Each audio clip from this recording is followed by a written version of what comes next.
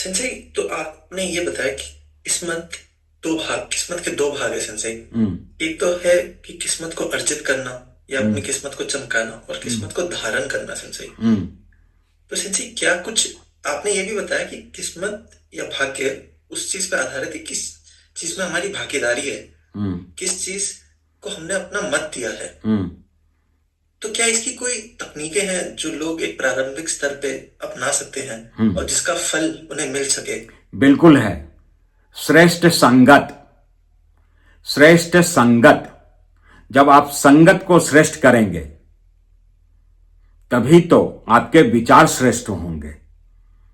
अगर संगत ही खराब रहेगी तो विचार कैसे ठीक हो जाएंगे?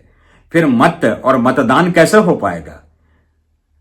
तो आपके मत का निर्माण, आपके विचारों का निर्माण कैसे हो, इसके लिए आवश्यक है कि आप श्रेष्ठ संगत को प्राथमिकता दीजिए।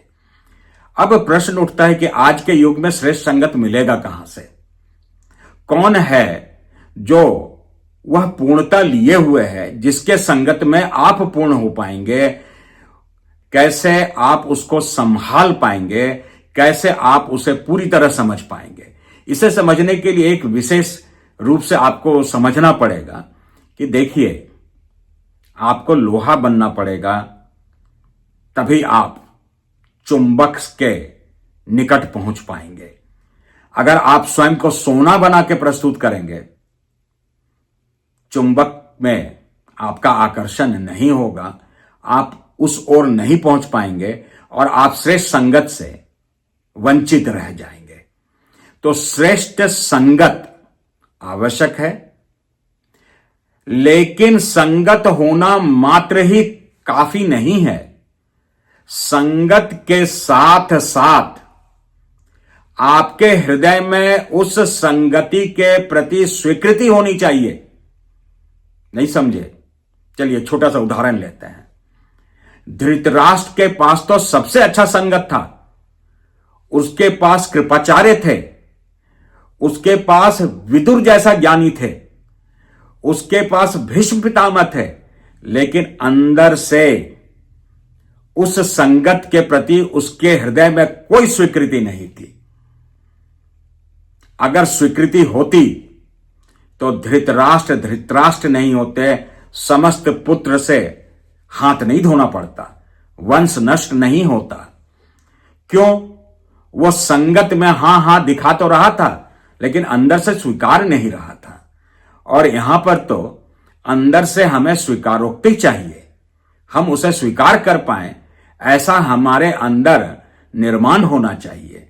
अगर हम ऐसा निर्मित कर पाएंगे तो संगत श्रेष्ठ होगी। इतना सरल है। तो संजय, आपने बताया कि किस्मत चमकाई कैसे जाए, हम्म। परंतु संजय, हम कई बार देखते हैं कि जीवन में कई बार किस्मत चमक जाती है हमारी, पर हम्म। किस्मत को धारण नहीं कर पाते हम लोग। हमारी ही गलतियों के कारण मिली हुई चीज को भी खो देते हैं। तो इसका उपाय क्या है? इसका उपाय यह है कि आप जब दूध लाने जा रहे हैं तो कागज के लिफाफे लेकर के मत जाइए, अपने अंदर पात्रता विकसित कीजिए किसी भी चीज को थामने के हेतु। कोई भी चीज आप थाम तभी पाएंगे जब आप उसके पात्र होंगे, उसके योग्य होंगे। पात्रता विकसित होती है स्मृतियों के रूपांतरण से और वृत्तियों के शोधन से।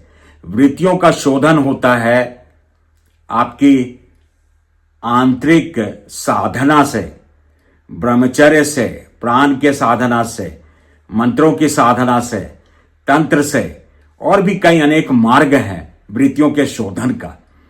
जब तक पात्रता विकसित नहीं होगी, आप स्वयं निरंतर प्रयासरत नहीं होंगे, वह पात्रता आप में विकसित नहीं होगी, तो मिला हुआ कृपा प्रसाद भी आप उसे देर तक थामे नहीं रह पाएंगे।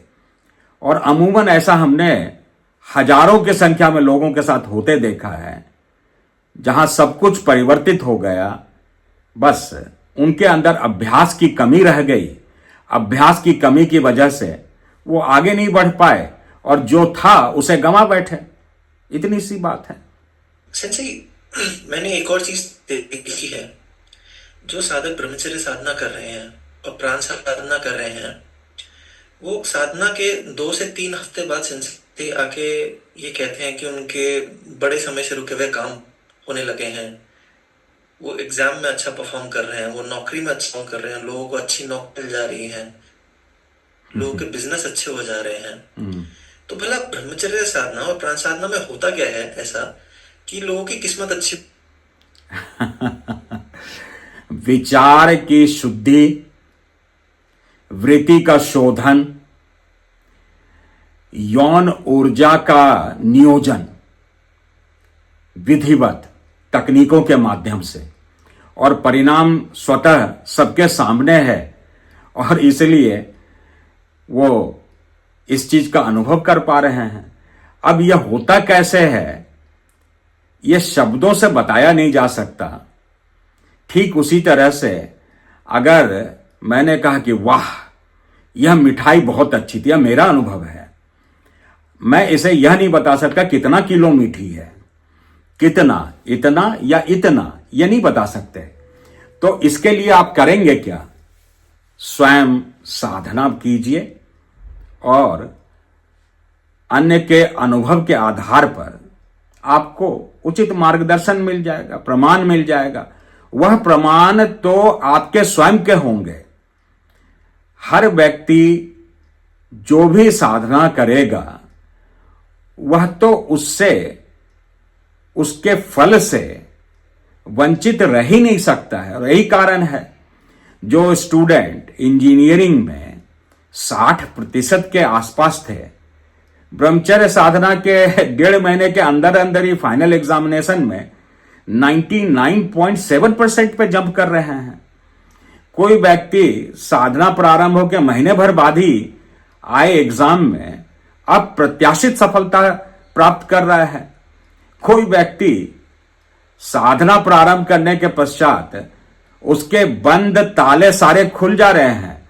एक व्यक्ति है, अब वो प्राण साधना में उसके लिए समय नहीं बच पा रहा है क्योंकि एक बहुत बड़ी कंपनी के सीईओ ने उसे पिकअप कर लिया और वह इतना व्यस्त हो गया जितना शायद बिल गेट्स ना रहा हो व्यस्त। उसकी व्यस्तता इतनी ज्यादा बढ़ गई।